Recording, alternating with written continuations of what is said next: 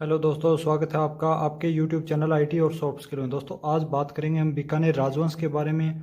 उससे पहले दोस्तों मैं आपकी 2 मिनट लेना चाहता हूं। तो सबसे पहले मैं आपको ये बताता हूं भी हमारे कंप्यूटर की और सॉफ्ट स्किल की जो पूरे टॉपिक है वो कंप्लीट हो चुके हैं। हमारे जीके के 10 टॉपिक कंप्लीट हो चुके हैं। तो आप अपने जितने भी फ्रेंड हैं उनसे आप सब्सक्राइब करवा सकते हो।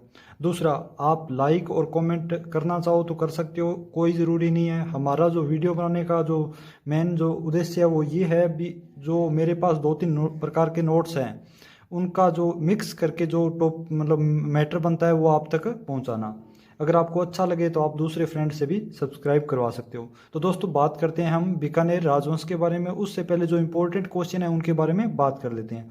तो देखो, राजस्थान का ताजमहल किसे कहा जाता है? तो जसवंतथड़ा को राजस्थान का ताजमहल कहा जाता है। जो हाड़ौती का ताजमहल अबलामिनी महल को कहा जाता है। मेवाड़ का ताजमहल जगमंदिर महल को कहा जाता है। प्रतापगढ़ का ताजमहल काका जी की दरगाह को कहा जाता है। इसके बाद में बात करते हैं जो अंग्रेजों से सबसे पहले संधि किसने की थी, कौन सी रियासत ने की थी? तो करौली ने की थी। उस समय जो करौली के शासक थे वो हरवक्स पाल सिंह थे और 14 नवंबर 1817 में की थी। इसके बाद में सबसे अंत में जो अंग्रेजों के साथ संधि किसने की थी? तो सिरोही रियासत ने की थी। सिरोही रियासत का जो शासक था वो था शिव सिंह और 1823 में की थी। अब बात करते हैं जो बीकानेर का इतिहास है। तो दोस्तों बीकानेर का इतिहास है, सबसे पहले बात कर लेते हैं बीकानेर किस क्षेत्र के अंदर आता है। तो ये मारवाड़ क्षेत्र के अंदर आता है। मारवाड़ कहाँ पर है? तो अरावली के पर्वतमाला के उत्तर और पश्चिम में प्रदेश को मारवाड़ कहा जाता है। मारवाड़, मरुवाड़ या मारुवाड़। तो राजस्थान में जो राठौड़ वंश है, राठौड़ वंश की कितनी शाखाएं हैं? तो राठौड़ वंश की 3 शाखाएं हैं। सबसे पहली है जो मारवाड़ के राठौड़ है, वो 1 नंबर है मारवाड़ के राठौड़, 2 नंबर है बीकानेर के राठौड़ और 3 नंबर आपके किशनगढ़ के राठौड़। जो मारवाड़ के राठौड़ है उनको जो उनके वंश की स्थापना की थी राव सिया ने 1240 ईस्वी में। और जो बीकानेर के राठौड़ है, इन्हीं मारवाड़ के राठौड़ से निकलकर बीकानेर राठौड़ के वंश की स्थापना की गई राव बीका के द्वारा 1465 ईस्वी में। जो राव बीका है वो रनमल के पोते हैं और जोधा के पुत्र हैं। इन्होंने 1465 में बीकानेर वंश की स्थापना की। इसके बाद में बात करते हैं जो किशनगढ़ के राठौड़ है। जो किशनगढ़ के राठौड़ है उन्होंने किशनगढ़ जो राजवंश है उसकी स्थापना 1609 ईस्वी में की। ये मारवाड़ के जो चंद्रसेन है उनके पोते हैं और उदय सिंह के पुत्र हैं। इनके बाद में बात करते हैं मारवाड़ का क्षेत्र कहाँ से कहाँ तक है। तो जो यहाँ पर अरावली पर्वतमाला है इसके उत्तर, यानी यहाँ पर ये एरिया उत्तर है और ये एरिया पश्चिम है। उत्तर पश्चिम में जो ये क्षेत्र है इसे बोलते हैं मारवाड़। इसके बाद में बात करते हैं दोस्तों बीकानेर के राठौड़ राजवंश की स्थापना कैसे हुई। देखो, जोधा की 3 संतानें थी। निम्बा सबसे बड़ा, इसकी अल्पायु में मृत्यु होगी। उसके बाद में 2 नंबर पर बीका था और 3 नंबर पर सातल देव। तो जो जोधा ने शासक बनाया वो सातल देव को बनाया, जिससे जो बीका है वो नाराज होकर बीकानेर चला गया और अपने नए वंश की स्थापना की, राजवंश की। तो मारवाड़ के राठौड़ कौन कौन से? बीकानेर के। तो बीकानेर के यहाँ पर बीकानेर आएगा। तो बीकानेर का राठौड़ है वो है राव बीका, राव नरा, फिर राव लूणकरसर, राव जेत सिंह, कल्याण सिंह, पृथ्वीराज राठौड़। उसके बाद में राय सिंह, दलपत सिंह, सूर सिंह, करण सिंह, अनूप सिंह, रसोरूप सिंह, सुजान सिंह, जोरावर सिंह, गज सिंह। इसके बाद में सूरज सिंह, रतन सिंह, सरदार सिंह, डूंगर सिंह, महाराजा गंगा सिंह और लास्ट में शार्दुल सिंह। यानी ये सभी शासक जो बीकानेर राजवंश के अंदर शासन किया इन सभी राजाओं ने। इसके बाद में बात करते हैं एक एक की, किस राठौड़ राजवंश ने क्या कार्य किए, क्या उपाधि दी गई। तो सबसे पहले बात करते हैं राव बीका, जो इस वंश की स्थापना की। इनका शासनकाल था 1465 से 1504 ईस्वी।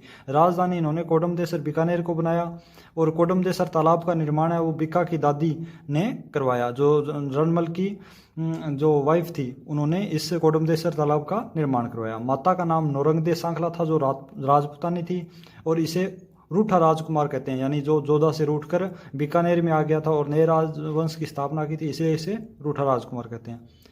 इन्होंने बीकानेर नगर की स्थापना की करणी माता के आशीर्वाद से। और जहाँ पर इन्होंने जो बीकानेर नगर की स्थापना की वो नेरा या नेर जाट की भूमि थी।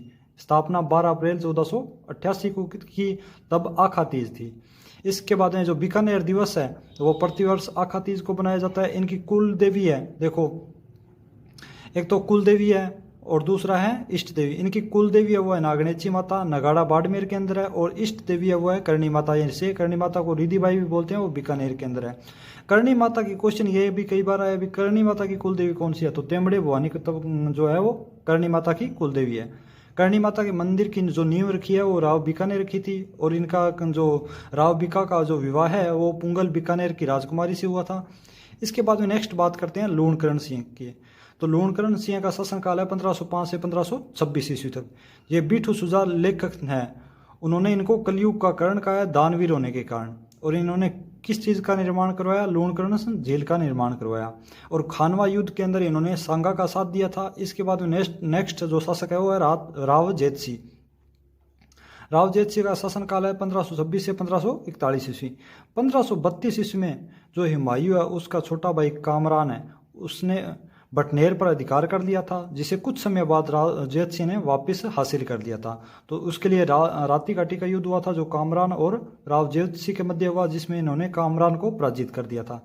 इसके बाद में जो 1541 में पाहेबा और साहेबा का युद्ध हुआ, राव जेतसी और जेता और कुपा जो मालदेव के सेनापति थे, जिसमें राव जेतसी है वो मारा गया। देखो राव जेतसी का एक पुत्र था कल्याणमल, जो देखो पाहेबा साहेबा के युद्ध के अंदर राव जेतसी मारा गया था और बीकानेर पर मालदेव का अधिकार हो गया था। और जो राव जेतसी का पुत्र था कल्याणमल वो शेरशाह सूरी के शरण में चला गया था। शेरशाह सूरी और हुमायूं दोनों का आपस में युद्ध हुआ था और युद्ध में हुमायूं पराजित हुआ था और शेरशाह सूरी उस समय दिल्ली का शासक था। तो हुमायूं उस समय भटक रहा था, तो मालदेव ने सहायता का प्रस्ताव भेजा, यानी मालदेव ने बोला भी मैं आपकी सहायता कर सकता हूँ। यह बात जो कल्याणमल था राव जेतसी का पुत्र, उसने शेरशाह सूरी को बता दी, जिससे शेरशाह सूरी नाराज हो गया और उसने मालदेव को फरमान भेजा कि जैसे ही आपके पास हुमायूं आए उसकी सहायता नहीं करनी और उसे बंदी बना लेना है। तो मालदेव ने हुमायूं जो शेरशाह सूरी है उसका आदेश को नहीं माना और जब से हुमायूं उनके पास आया मुलाकात की, जो मुलाकात हुई उनकी वो जोगी तीर्थ जोधपुर में हुई, तब उन्होंने हुमायूं को ना तो बंदी बनाया और ना ही उनकी सहायता की, जिसके कारण शेरशाह सूरी उनसे बहुत ज़्यादा नाराज हो गया और उनके बीच में आपस में युद्ध हुआ, जिसे बोलते हैं जेतारण का युद्ध पाली के अंदर, जो 5 फरवरी 1544 में हुआ। शेरशाह सूरी जिसमें विजयी रहा और जेता व कुपा मालदेव के जो वीर सेना नायक है वो वीर गति को प्राप्त हुए। वापिस जो यहाँ पर जो शासन है वो मालदेव युद्ध जो मालदेव है वो हार गया था और वापस जो ये क्षेत्र है वो किसके हाथ में आ गया था? जो राव जेतसी के पुत्र कल्याणमल के हाथ में। तो विजय के बाद जो शेरशाह सूरी है वो बड़ी मुश्किल से इस युद्ध को जीता था। तो उसने जो अपने अल्लाह से शुक्रिया अदा करते हुए कहा कि मैं मुट्ठी भर बाजरे के लिए पूरे हिंदुस्तान की बादशाहत को खो देता। जो शेरशाह सूरी है उसने जोधपुर का जो शासन है वो ख्वास खां को सौंपकर दिल्ली चला गया और जो बीकानेर का शासन है उसे राव कल्याणमल सिंह को दे दिया। इसके बाद में जो 1544 ईस्वी में जेतारण के युद्ध के बाद बीकानेर का शासक बन गया ये। और 1570 के अंदर जो नागौर दरबार लगाया अकबर ने, उसमें अकबर मुगलों की अधीनता इसने स्वीकार कर ली और इसने अपने दोनों पुत्रों पृथ्वी सिंह और राय सिंह को मुगल सेवा के अंदर भेज दिया। इसके बाद में जो नेक्स्ट शासक आता है पृथ्वीराज राठौड़। ये अकबर का दरबारी था, नवरत्न में से एक था। अकबर ने कविताओं से खुश होकर इनको गागरोन की जागीर दी। गागरोन झालावाड़ के अंदर है। और पृथ्वीराज राठौड़ ने बेली कृष्ण रुक्मणी ग्रंथ लिखा, जिसे दुर्सा अड्डा ने, ये इंपॉर्टेंट क्वेश्चन है, बहुत बार क्वेश्चन आया ये। पहले तो ये क्वेश्चन आता है बेली कृष्ण रुक्मणी किसके द्वारा लिखा गया? पृथ्वीराज राठौड़ के द्वारा। इसे दुर्सा अड्डा ने क्या कहा? 5वां वेद और 19वां पुराण। और लुइस टेसिटोरी जो इटली का पुराण है उसमें इसे क्या कहा गया? उसमें इसे निंगल का हेरोंस कहा गया। जो पृथ्वीराज राठौड़ है उसका अन्य नाम क्या है? उसे अन्य नाम है वो पिथल, ज़्यादातर ये पिथल के नाम से प्रसिद्ध है। इसके बाद नेक्स्ट शासक हुआ है राय सिंह। राय सिंह का शासनकाल है 1574 से 1614 ईस्वी। अकबर व जहांगीर के विश्वस्त राजपूत सरदारों में से यह एक था। अकबर ने राजपूतों में 2 जो सरदार हैं उन्हें मनसबदारी दी थी। प्रथम पर मानसी आता है जिसे 7000 मनसब प्राप्त थे और दूसरा है वो राय सिंह जिसे 6000 मनसब प्राप्त थे। इसके बाद में अकबर ने इसे उपाधि दी राय या रायन की निर्माण, यानी राय सिंह ने जूनागढ़ दुर्ग का निर्माण करवाया। अकबर के कहने पर इन्होंने 2 अन्य निर्माण करवाए। एक तो अमरपुरा थेड़ी हनुमानगढ़ के अंदर भद्रकाली मंदिर का निर्माण करवाया। तो इसमें कुछ इंपॉर्टेंट बातें वो आपको बता दूं। जो प्रारंभिक मंदिर है, यानी उसके अंदर जो प्रथम पुजारी है, प्रारंभिक मंदिर के अंदर जो माता का प्रथम पुजारी है, अमरनाथ की समाधि बनी हुई है और उसके सामने ही जो अब नया मंदिर बना हुआ है। और प्रारंभिक मंदिर के सामने आधुनिक मंदिर गंगा सिंह ने बनवाया, यानी जो वर्तमान आधुनिक मंदिर है वो गंगा सिंह के द्वारा बनवाया गया था। और जो पहले बना हुआ है वो राय सिंह के द्वारा बनाया गया था, सामने वाला, जिसमें अमरनाथ की समाधि बनी हुई है। अब दूसरा 1568 ईस्वी में चित्तौड़गढ़ युद्ध में जो वीरगति प्राप्त की थी जयमल राठौड़ और पत्ता सिसोदिया ने, इनकी हाथी पर सवार मूर्तियां आगरा दुर्ग के अंदर स्थापित करवाई थी राय सिंह ने। यानी जयमल और जो पत्ता सिसोदिया है इनकी जो हाथी पर सवार मूर्तियां हैं वो इन्होंने आगरा में स्थापित करवाई थी, जिन्हें औरंगजेब ने हटवाकर जूनागढ़ दुर्ग बीकानेर में स्थापित करवा दिया था। ये आप ध्यान से देखना, पहले यहाँ इनको जो मूर्तियां उन्हें आगरा के अंदर स्थापित किया गया, वहाँ से औरंगजेब ने इन्हें हटवा दी और हटवाने के बाद बीकानेर में स्थापित करवा दिया। देखो जो अकबर है वो विरोधी होने के बावजूद इनसे इतना प्रसन्न हुआ कि इनकी मूर्तियां बनवाई और आगरा में लगवाया, जबकि औरंगजेब उनसे मतलब विरोध करता था हिंदुओं का। इसकी वजह से उन्होंने इनकी मूर्तियां हटवाकर और बीकानेर में भिजवा दी। इसके बाद नेक्स्ट है, इनके जो प्रधानमंत्री थे उनका नाम था करमचंद। जो करमचंद ने करमचंद वंश कीर्तोर्मन ग्रंथ लिखा। राय सिंह ने जो करमचंद है उनकी देख रेख में जूनागढ़ दुर्ग का निर्माण करवाया था। इसके बाद में जूनागढ़ में राय परिस्थिति स्थापित करवाई। जो राय सिंह उन्होंने जूनागढ़ जो दुर्ग है उसमें राय परिस्थिति को स्थापित करवाया। इनका जो उपनाम है राय सिंह का, उन्हें बोलते हैं राजपुताने का कर्ण। इसके बाद में नेक्स्ट शासक है वो दलपत सिंह है। जहांगीर के विरुद्ध कार्य करने के कारण इन दलपत सिंह को मार दिया गया था, मौत के घाट उतार दिया गया था। उसके बाद नेक्स्ट शासक है सूर सिंह।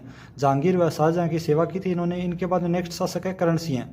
तो करण सिंह मुगलों के उत्तराधिकारी संघर्ष में औरंगजेब का साथ दिया था, जिसकी वजह से औरंगजेब बहुत खुश हुआ और इनको उपाधि दी आलमगिरी की।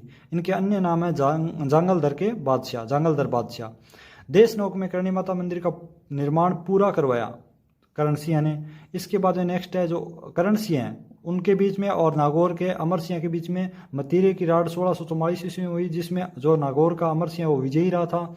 इसके बाद नेक्स्ट है, इनका जो दरबारी कवि था वो गंगाधर मैथिली था, जिसने ग्रंथ लिखा करण भूषण काव्य डाकिनी। इसके बाद नेक्स्ट शासक है अनूप सिंह। अनूप सिंह का शासनकाल है 1668 ईस्वी से 1698 ईस्वी। अनूप सिंह के काल को चित्रकला का स्वर्ण काल कहा जाता है, यानी बीकानेर राजवंश से सर्वाधिक चित्रकला किसके काल में हुई, तो अनूप सिंह के काल में हुई। और इन्होंने किन किन का निर्माण किया, जूनागढ़ दुर्ग में अनूप महल का बनवाया और बीकानेर में अनूप संस्कृत संग्रहालय पुस्तकालय बनवाया। यानी ये दोनों इंपॉर्टेंट है, तीनों इंपॉर्टेंट है। एक तो स्वर्णिम जो चित्रकला का स्वर्ण काल किसके काल में है, अनूप सिंह के। जूनागढ़ दुर्ग में अनूप महल बनवाया और अनूप संस्कृत संग्रहालय पुस्तकालय का निर्माण करवाया। और औरंगजेब ने इन्हें उपाधि दी माही भ्रातृ की।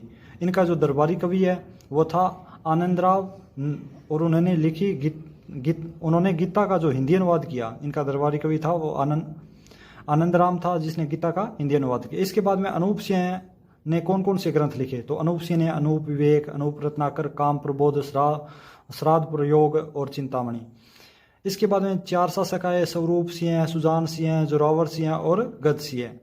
इनका शासनकाल भी 2 साल को हो गया, किसी का 35 साल है, उसके बाद में इसका 10-11 साल है और इसका कुछ साल है। इन्होंने कोई इंपॉर्टेंट कार्य नहीं किए। इसके बाद नेक्स्ट है आपका सूरत सिंह। सूरत सिंह का शासनकाल है 1787 से 1828 ईस्वी। इन्होंने 1804 ईस्वी में सूरतगढ़ नगर बसाया। 1805 ईस्वी में बटनेर दुर्ग पर अधिकार कर लिया, जो सबसे पहले इससे पहले भाटियों के अधीन था और यहाँ पर जो किलेदार थे वो चायल जाति के थे।